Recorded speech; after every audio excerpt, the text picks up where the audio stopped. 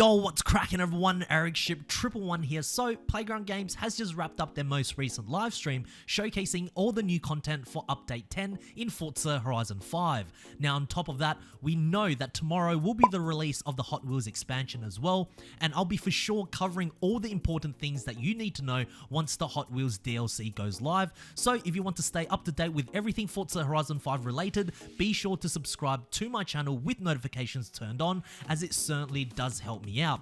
So in today's video, we will be going through 14 new cars that will be arriving for Update 10, but there is a little bit of a twist. So let's begin with the seasonal festival playlist rewards, first starting with number 1, the Porsche number 23 91720. I think one thing that you will notice with this monthly update is that all the seasonal rewards aren't actually new to the Forza franchise.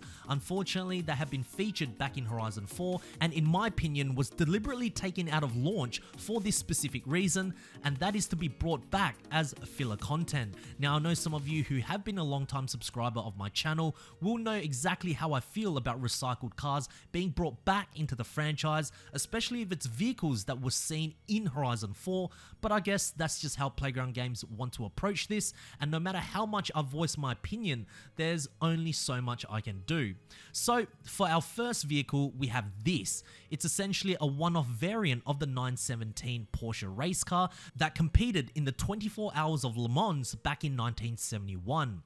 Now the car itself is actually very unique despite the outrageous pink pig butcher livery. This car combines advantages from both the short and long-tailed versions of the 917, but more importantly was powered by one of the only true boxer 12-cylinder engines in existence.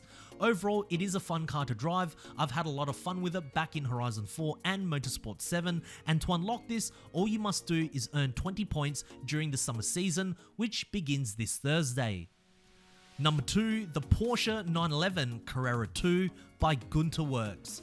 One of the biggest mysteries as to why this Gunter Works Porsche wasn't part of the car list at launch. I mean, it was brought into Horizon 4 through the festival playlist as a new to Forza vehicle, and then to immediately see it taken away in Horizon 5, knowing full well there was no licensing issues, was a little bit disappointing. But again, I guess now we know why, so it can be used as Update 10 content while the Hot Wheels expansion is about to launch. So why do I like the Gunter Works Porsche so much?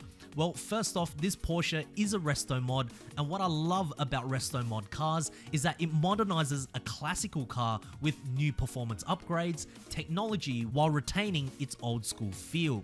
It's literally the perfect combination for a car, at least for me, powered by a 4-litre naturally aspirated flat 6, producing 431 brake horsepower coupled with a 6-speed manual transmission, so this is one extremely quick Porsche.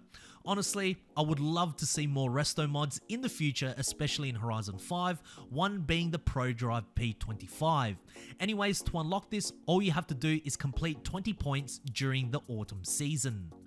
Number 3, the Porsche 356 Cabriolet Emery Special. Another Porsche that was introduced back in Forza Horizon 4 in Update 18 was an extremely unique car. I know I tend to throw around the word unique quite often, but this is a one-off Porsche resto mod by Emery Motorsports. Now granted, the car itself is not that powerful. It features a 2.3 litre naturally aspirated flat 4 engine based off from a Porsche 964, producing around 220 brake horsepower. But with a car that was built in 1964, no matter how many modern materials and technology can be put into this, the 356 is still limited to the overall design of the vehicle. Still a great car though, and I am glad to see it return to Horizon 5, and to unlock this, all you must do is earn 20 points during the winter season. And number 4, the Porsche 911 reimagined by Singer DLS. So this is the final Porsche available to unlock through the festival playlist in Update 10, and it is the Singer Porsche DLS.